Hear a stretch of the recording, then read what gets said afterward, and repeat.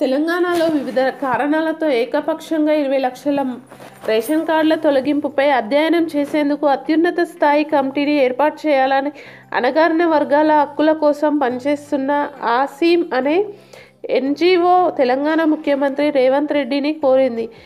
End to end computerisation of targeted public distribution system కింద data digitalisation తర్వాత సాంకేతికత ఆధారిత గుర్తింపుతో కలిపి దాదాపు 2 లక్షల రేషన్ కార్డులను తెలంగాణ ప్రభుత్వం తొలగించిందని తెలిపింది. క్షేత్రస్థాయి విచారణలు నిర్వహించకుండా లేదా లబ్ధిదారులకు తగిన నోటీసులు అందించకుండా రేషన్ కార్డులు తొలగించారని హక్కుల సంఘం సభ్యులు తెలిపారు.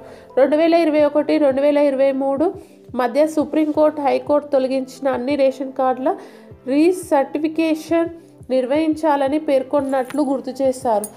ఈ-శ్రమ్ పోర్టల్లో నమోదు చేసుకున్న రాష్ట్రంలోని వలస కార్మికులందరికీ కుటుంబ సభ్యులను జోడించాలని కోరారు. గత కొంతకాలంగా తెలంగాణలో కొత్త రేషన్ కార్డుల జారీ నిలిచిపోయింది.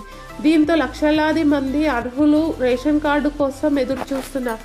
కొత్తగా వచ్చిన కాంగ్రెస్ ప్రభుత్వం రేషన్ కార్డులు ఇస్తారని ఆశిస్తున్నారు. కాగా ప్రస్తుతం తెలంగాణ రేషన్ కార్డుల కేవైసీ ప్రక్రియ కొనసాగుతుంది. రేషన్ కార్డు ఉన్న వారందరూ ఈ కేవైసీ చేయించుకోవాలని అధికారులు సూచిస్తున్నారు. ఈ కేవైసీ చివరి తేదీ లేదని చెప్తున్నారు.